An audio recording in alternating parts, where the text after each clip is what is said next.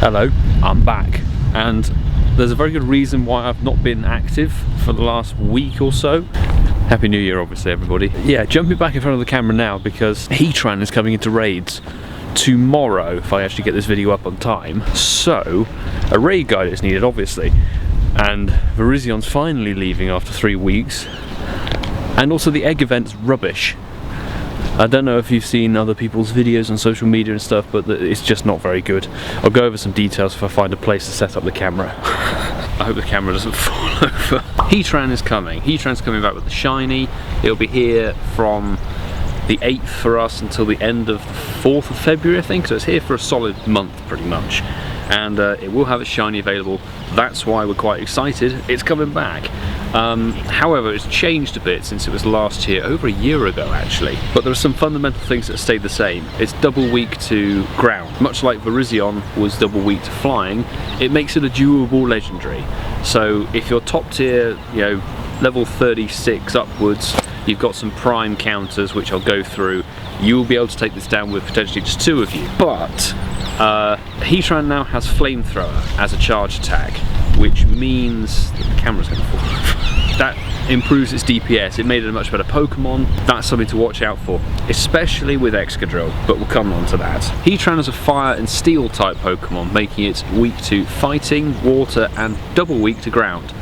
That's what makes it durable. So the main counters you want are ground types, but there are a few of them that have a few issues that we'll come on to. So Groudon, our absolute king of the ground types. Mudshot Earthquake on it, top tier counter. I've got like maxed out 9 of them or something. You got Rhyperior as well, which, you know, not too bad. Rhyhorn's fairly common, it's been around since day 1. Garchomp. Now, Gible is amazingly rare. I've got quite a few of them, I think. I've been lucky with the 10k egg hatches. Yeah, not the easiest to come by. Excadrill, brilliant DPS, very, very good damage per second, and I'm expecting it to come into tier 4s when the raid bosses swap over. Either that or Drillbur will be a tier 2 or 1 or something, don't know.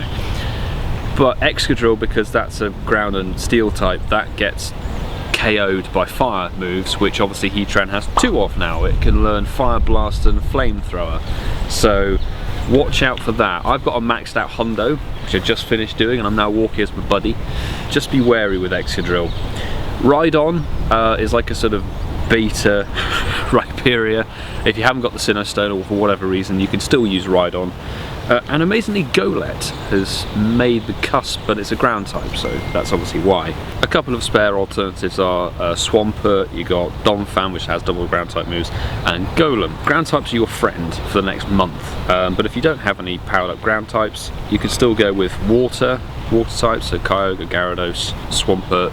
You know, they're still decent. It's just if you encounter rainy weather, then that might be better. And then fighting. Cloudy weather, which is kind of what it is now.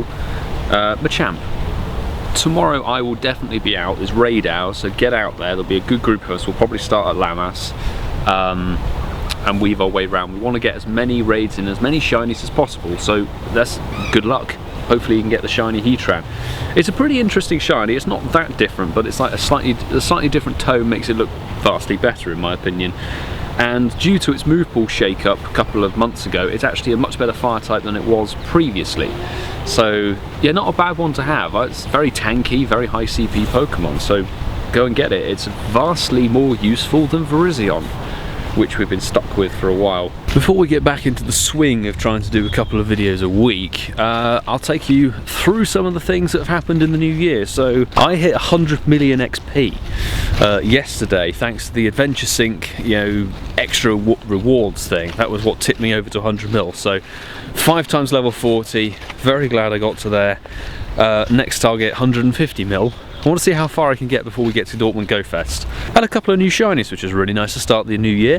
Managed to clutch up the shiny Delibird, second ever shiny Delibird, literally 5 minutes before the Christmas event ended on January the 1st, which was kind of insane. Got a shiny Mr. Mime at long last. Got a shiny Shelder, which I actually screen recorded.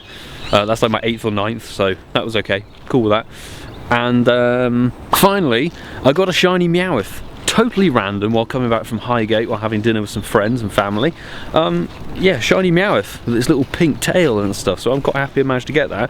2 new shinies to start 2020, which is fantastique. Now we'll talk about the Extravaganza event that's currently ongoing until January the 16th, and where I feel Niantic have gone very wrong with this whole event.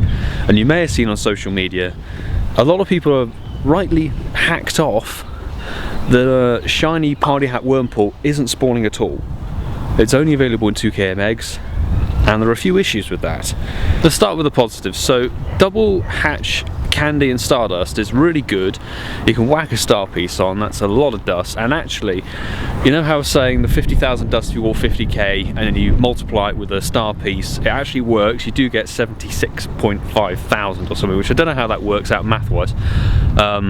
However, if you walk the 100k, which I know some people have, you can get like 91,000 Stardust in a single sitting, which is nuts. So that's really, really good. You do get very good rewards. I apologise for the wind noise. A few issues with this egg event though are 2km eggs are not the easiest to come by. You've still got 10 and 5km eggs spawning, and if you're like me now, I've completely run out of incubators. I did buy 1 box so I could get through a few.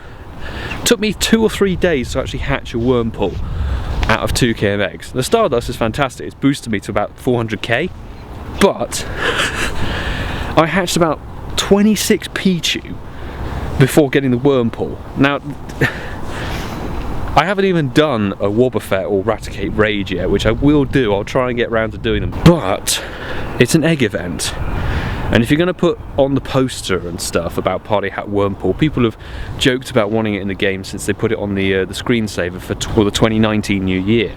So they bring it into the game, and then they screw everyone over by not putting it into the wild. What they did put in the wild was bloody Pikachu, again with the hat, but this time it's like a rare Pokemon. Very few spawns are actually around for Pikachu, which is rather irritating. I would like to get a shiny. I've actually had a little look at my shiny Pikachu. I personally haven't had a shiny Pikachu since the December Community Day in 2018.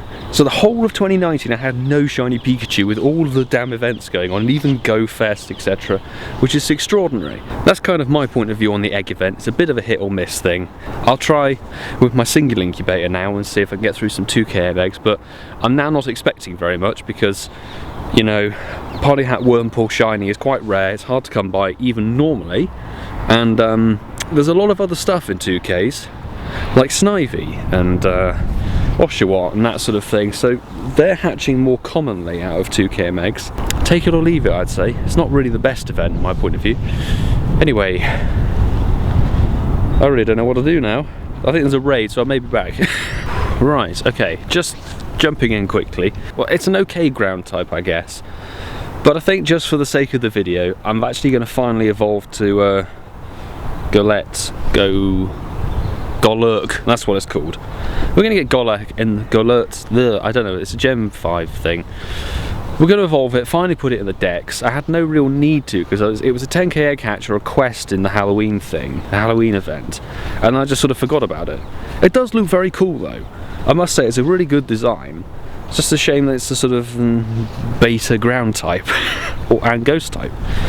1609, it does get earth power. That's why it's in there. Ah, comprende.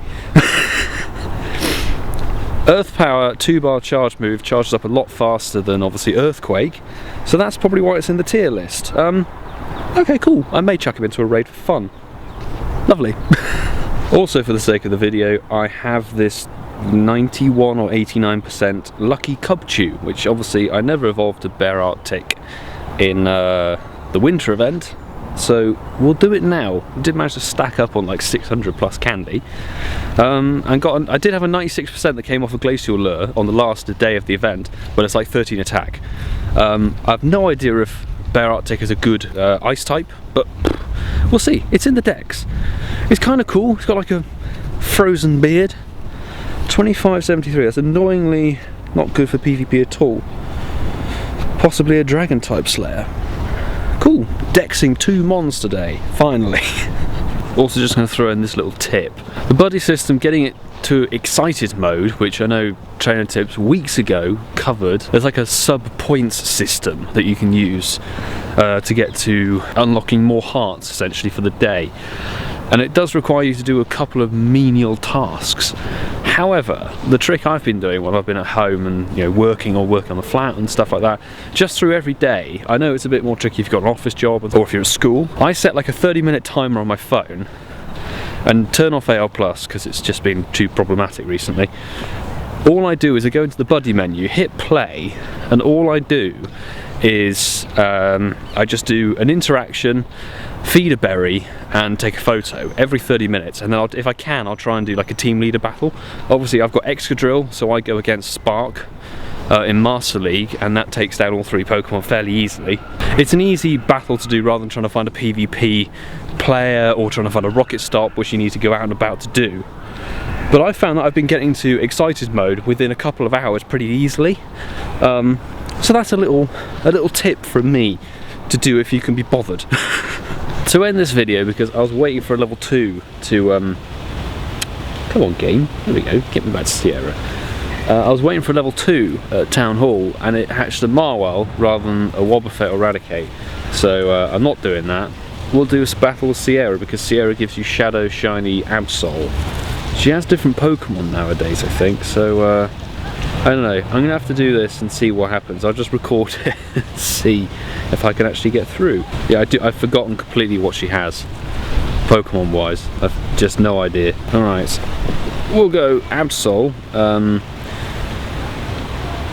Sticking with the Lucario, because you can do the shield baiting, which is lovely, so I don't need to even really bother with this. I mean, my hands are frozen right now, because I'm going without gloves. So shield baiting might be a bit tricky. If it gets an attack off. Damn! Not standing in anything, that's good. Oh, Mega Horn. How does she get Mega Horn so quickly? Okay, interesting. Let the other shield go, which is going to be excellent. And then she's completely free of shields. And then I've got Raikou. Raikou's a pretty powerful mon. Good quick charging. And I got my Kyogre that has Surf, which obviously charges much faster nowadays. Lapras. Okay, so if I can get the Power Up Punch off, I mean, it's a pretty close call to getting Aura Sphere. I won't get an Aura Sphere off, unfortunately. Super effective. I'm glad I went with the Raikou though. Raikou on that team is going to be useful. Oh, I could have got the bloody move right. We still have a shield in hand, so yeah, we should be okay. We'll get the Wild Charge off, and I can actually hit this charge move. Nice and simple, nice and simple. Hit the excellent. Down goes Lapras, and then Gallade. Okay, that's an interesting one. Ooh, do you see that? Whatever move that is. Oh, sorry if my arm's shaking a bit, it's dying slightly. Oh, I'm glad I got my Kyogre. Gallade's a good old tanky one, man. Like, I'm surprised. Oh, timer. Sorry. Oh, there we go. I need to do an interaction with my buddy. We defeated Sierra fairly easily there. Kyogre coming in to clean up. Can we... Now, there's a trick you can do with this, which I'll link in the description, Trainer Club's video. Basically, what you can do is if you run away, if this isn't shiny, you can run away from it and then come back an hour and a half later and it will have reset as an encounter. You'll get a different CP, not a Shadow Shiny, you'll get a different CP Mon, and it will be like a fresh kind of spawn thing, I guess. So you have another shiny chance. However, I can't be asked to do that because I want to go home. I'll take my chances.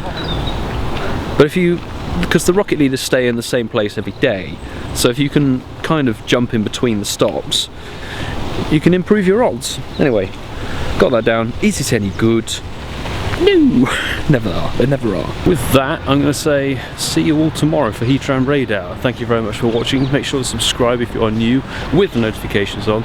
Throw a like on the video if you enjoyed it, and take care everybody. Good luck on Raid Hour.